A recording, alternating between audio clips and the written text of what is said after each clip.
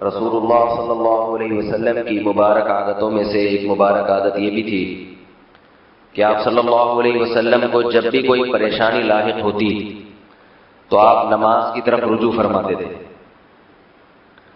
یہ سنت بھی تقریباً چھوٹ چکی ہے.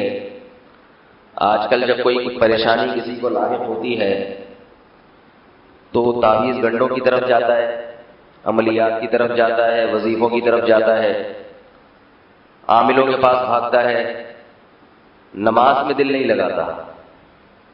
آپ صلی اللہ علیہ وسلم نے فرمایا قرۃ عینی فی الصلاۃ، میری آنکھوں کی ٹھنڈک نماز ہے.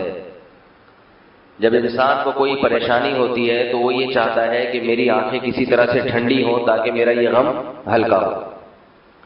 تو نماز جس کی آنکھوں کی ٹھنڈک بن جائے گی اس کو نماز پڑھنے سے غم ہلکا ہو جائے گا.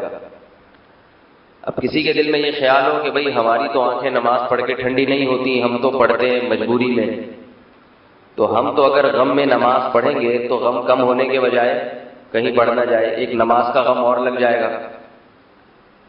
تو یہ سوچ غلط ہے. وجہ اس کی ہے کہ جب آپ رسول اللہ صلی اللہ علیہ وسلم کی سنت زندہ کرنے کے لیے نماز پڑھیں گے تو ایک تو یہ کہ اس سنت کی برکت سے اللہ تعالیٰ غم کو ہلکا کریں گے، دوسرا نماز آنکھوں کی ٹھنڈک بنتی چلی جائے گی، آہستہ آہستہ نماز کی عادت پڑے گی.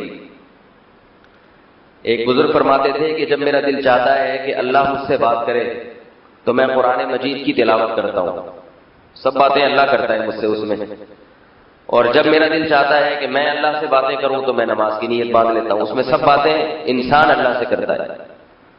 تو صلاۃ الحاجت ہے یا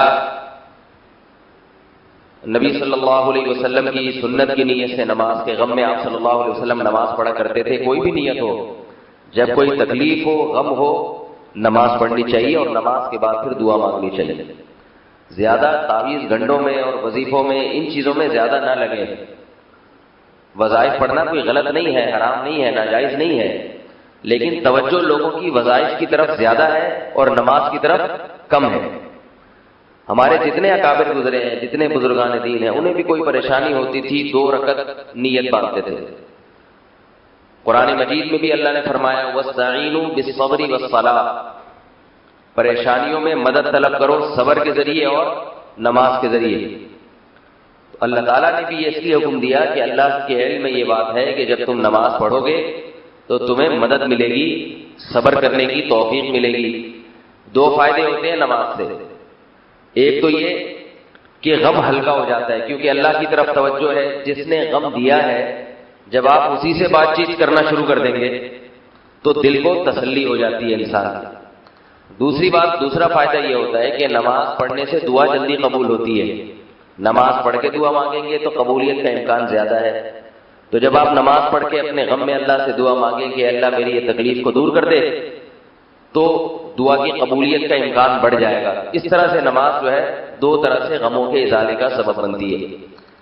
اور جیسے مختلف وقتوں میں مختلف کاموں کی اہمیت زیادہ ہوتی ہے، ایسے ہی مختلف اوقات میں نماز کی اہمیت بھی اس میں بھی کمی بیشی ہوتی رہتی ہے.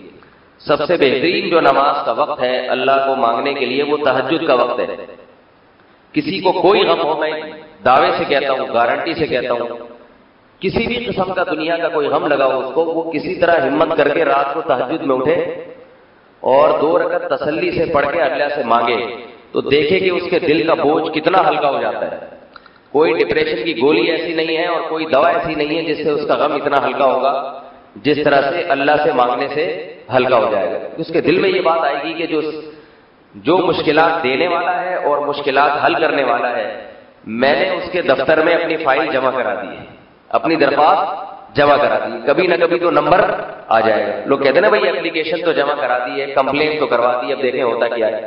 تو ہم تو دنیا کے دفتروں میں کمپلین کروا کے مطمئن ہو جاتے ہیں، حالانکہ اس میں 100% اس کا امکان نہیں ہوتا کہ آپ کی اپلیکیشن منظور بھی ہوگی. تو اللہ کے دفتر میں تو 100% امکان ہوتا ہے کہ وہ منظور ہوگی. البتہ اللہ تعالیٰ کے ہاں منظور کرنے کے طریقے مختلف، کسی کی فوراً منظور، کسی کی دیر سے بھی منظور ہوتی ہے، تو اس میں بھی انسان کو تسلی ہوتی ہے کہ بھائی میں نے درخواست جمع کرا دی ہے، اب اللہ تعالیٰ اس غم کو اگر بڑھا رہے ہیں، طول دے رہے ہیں تو اس میں میرا فائدہ ہوگا. میں نے اپنے قواعد پورے کر لیے، ایک تسلی ہوتی ہے۔